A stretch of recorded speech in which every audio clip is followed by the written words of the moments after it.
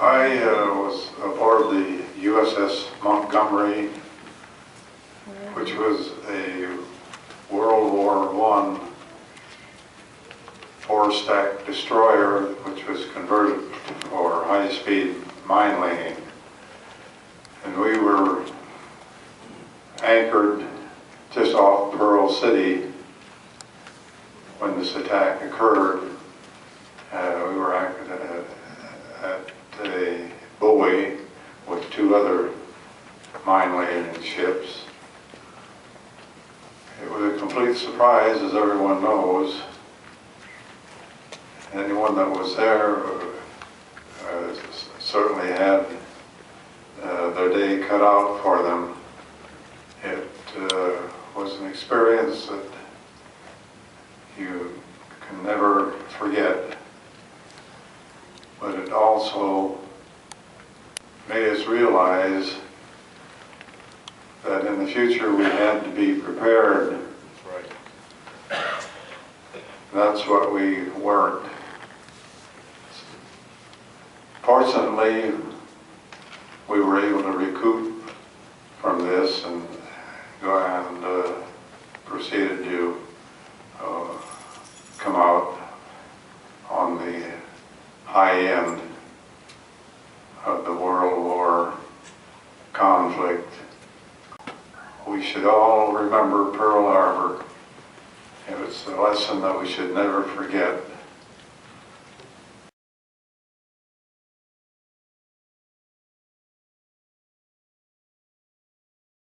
Many people ask me what really happened when this all broke loose.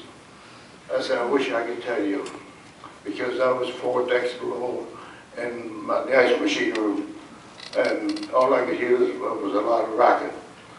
And so when I could feel we were getting on the way, and of course, you'd sense that you were moving and could, until we got out there, and of course, as we took I think 5 or 6 bomb hits and one torpedo in the bow, and then of course we started sinking in front. And of course, we couldn't she wasn't seaworthy anymore, so we had to beach her. And after that, I was transferred on to USS Northampton. And of course, she was a heavy cruiser, and we got involved in quite a few battles out in the Pacific. And when we were off Guadalcanal on Salvo Island, we had to stop some supply transports from Japanese to bring supplies into the Japanese. And of course, we got into a skirmish down there, and they put a couple of torpedoes into us. And of course, guess what that done? And down we went. And of course, I was transferred to another cruiser, USS Mobile, and she managed to stay afloat.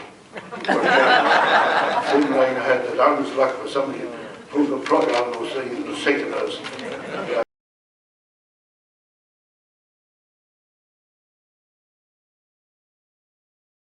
Went to Pearl Harbor on that, and then I got on the Castor. I went back to Oakland, and we loaded probably, I don't know how many tons, probably 10,000 tons of ammunition on board. So we sailed to Honolulu, and we got in on Saturday night. We had prevailing winds, and it just pushed us a day ahead of time. So we didn't have a berth, so they was going to anchor us out, and they says, well, go into past the submarines and anchor there, so, or tie up to the dock. So we were tied up there, and the next morning I was sitting on the fantail drinking a cup of coffee, and I see this Japanese plane.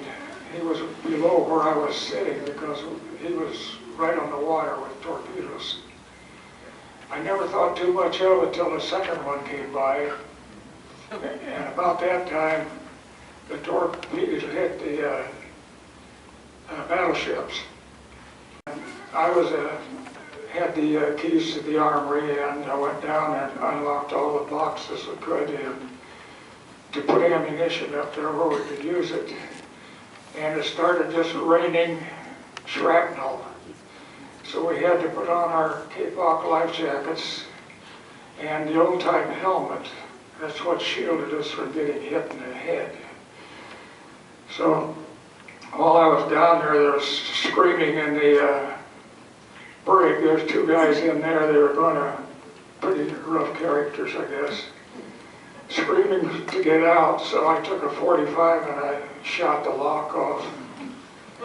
And that wasn't easy because I had to shoot it 3 times to break it.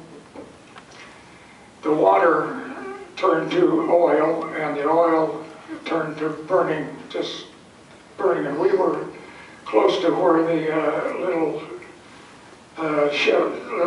boats would bring the people back from overnight staying, and they never had a chance. They just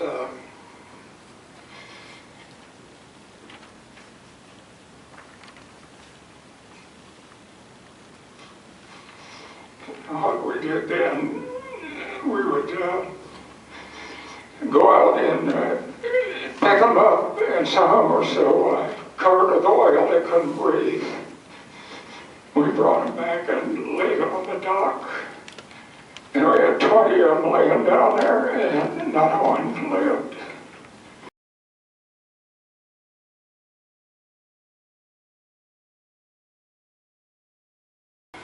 I had come on board the Tennessee in January of 1941, and I was still there on December 7th, and managed to survive. Of course, I spent another 2 years on the Tennessee. We had a rough time. We were bombed. We were bathed in oil fires. We had planes flying over us. We got a few shells up. Not enough to make any difference. But the Tennessee went on.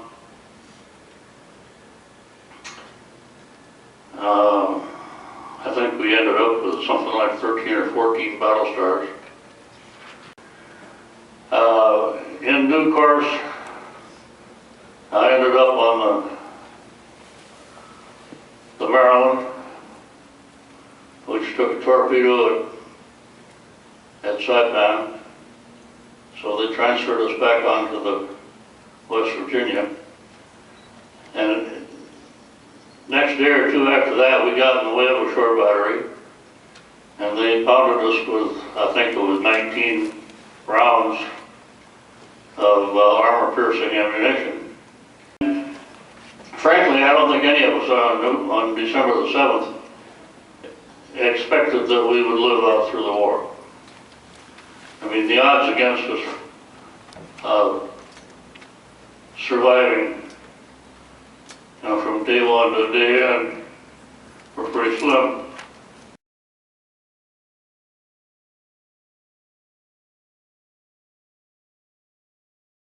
I was getting dressed the morning of December 7th, and the first torpedo hit the ship, and it knocked me down, and I never did get my pants on after that. I was going around with shorts on all the rest of the day.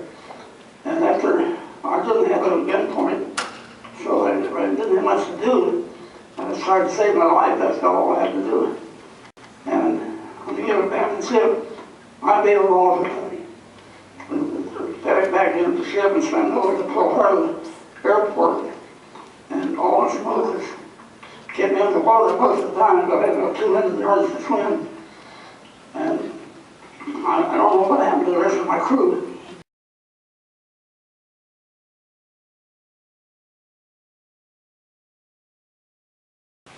I was on the USS San Francisco when the war started. I was eating my breakfast, and then my breakfast dumped off the table onto the deck. And everybody was there, but we didn't have anything on the ship to reach out. All day Saturday we took the ammunition off the ship of San Francisco, put it away, and the next day we went back and brought it back. But we didn't get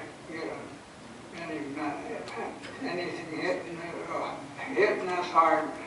Now, I abandoned ship for more. I took the gun crew from my San Francisco. We went to New Orleans.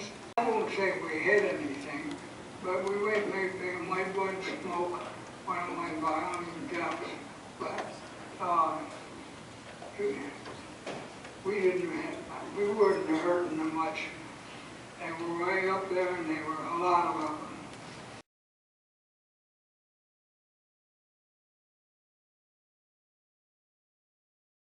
They put me on a seagoing tug, 168 feet long. And we had no guns aboard except for 45s. And at the 7th, I was awake since 4 o'clock carrying a 45 with no ammo in it.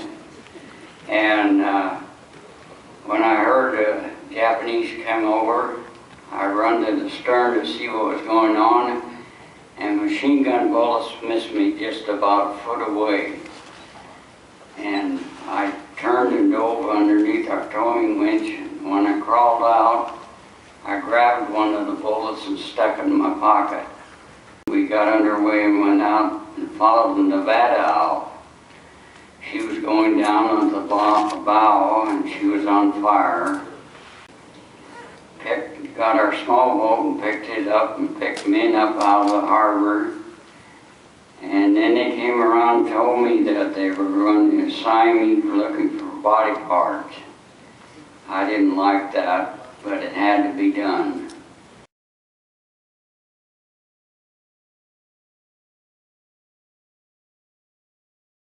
We were at Hickam Field, and we were horribly. Here we are, one of the greatest airfields in the country, and we didn't have a single airplane that could stand up to the Japanese. And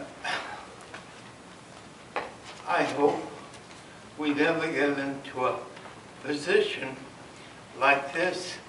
We should have a good, we don't need a million airplanes, but we need a few, enough to protect us, and we should have at least a small standing army and navy so we can be protected against anything like this happening again. It was terrible. They kicked the hell out of us, and I was in the hospital for a year.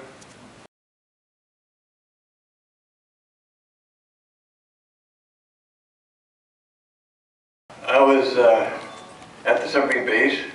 I spent all my time in the Navy in submarines. And I was on the submarine base diving tower at the time of the attack, and we had a Lewis machine gun, a BAR, and 6 rifles up there. And we were shooting at the torpedo bombers as they were coming down the channel to the battleship row. And we were shooting down at a plane, which is unusual.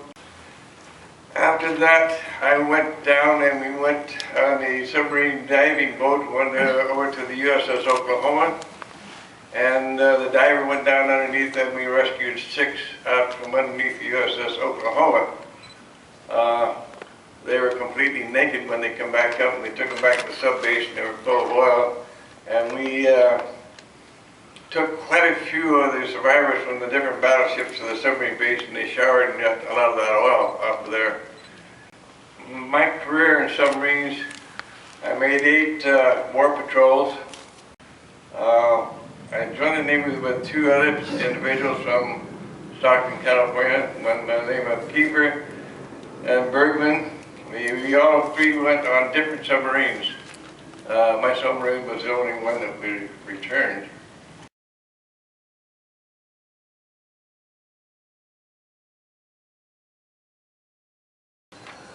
I was in the Army Air Corps. at the time, and I was stationed out of Bellows Field, which is on the other side of the island from Pearl, and quite adjacent to Kaneohe Naval Air. We didn't have any big buildings to earmark our place, so we were, I guess, exempt from their bombing criteria, but they saved their ammunition for strafing down at Bellows. We did have a P-40 unit on the base at the time, and 4 of those aircraft tried to take off during the attack, but all 4 of them were shot down. And ran out to the flight line to do something. I don't know what I was going to do about our aircraft under attack, but like Don said, they missed me a little bit. I saw the bullets go by in the sand just off the walkway, and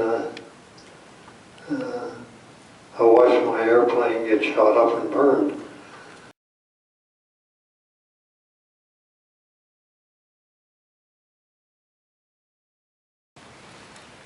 On the morning of December 7th, I was already a pharmacist mate 3rd class. I'd been in the Navy 26 months. At 7:55, I was in the crew's restroom, dressed for church. I heard a rat-a-tat-tat, rat-a-tat-tat. I thought it was somebody on the other side of a metal bulkhead drumming, waiting in the chow line.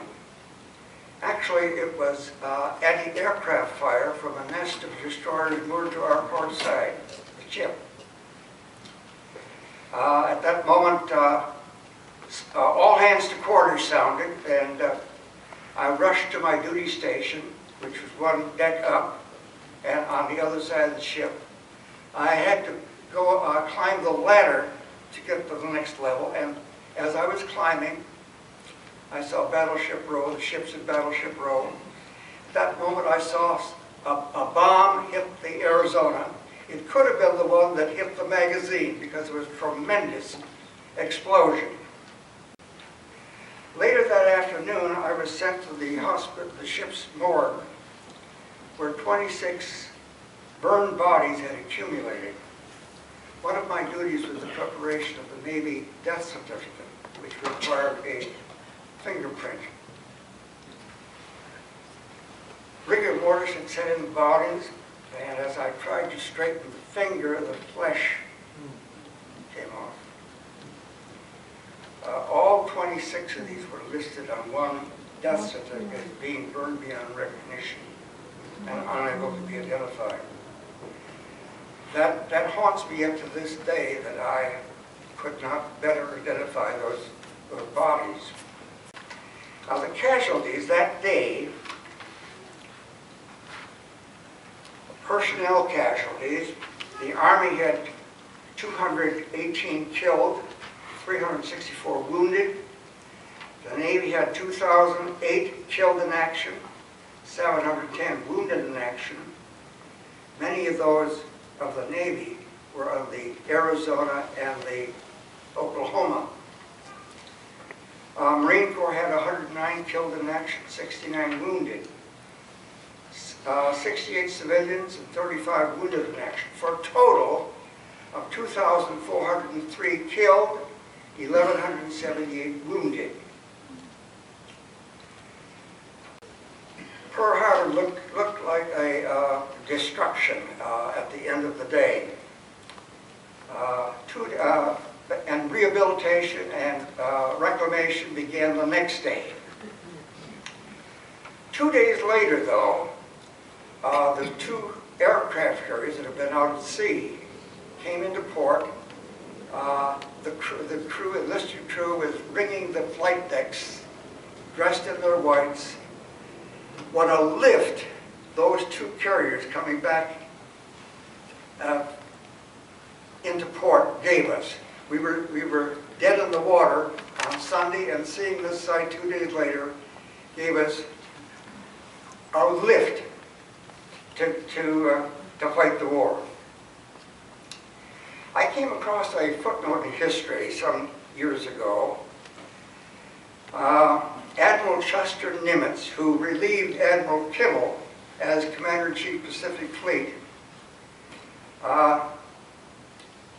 he wrote in 1963 in a letter to the Chief of Naval Operations, Admiral Anderson, that Nimitz said, he was correctly quoted in saying that as bad as it was at Pearl Harbor, it could have been devastatingly worse had the Japanese come back for the third attack. There were 2 attacks. The second one was about 9 o'clock.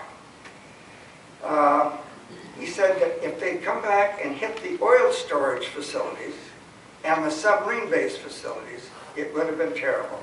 We had little left to oppose them. Further, that it had been God's will that Admiral Kimmel did not have the fleet go out and meet the Japanese carrier force of 6 carriers.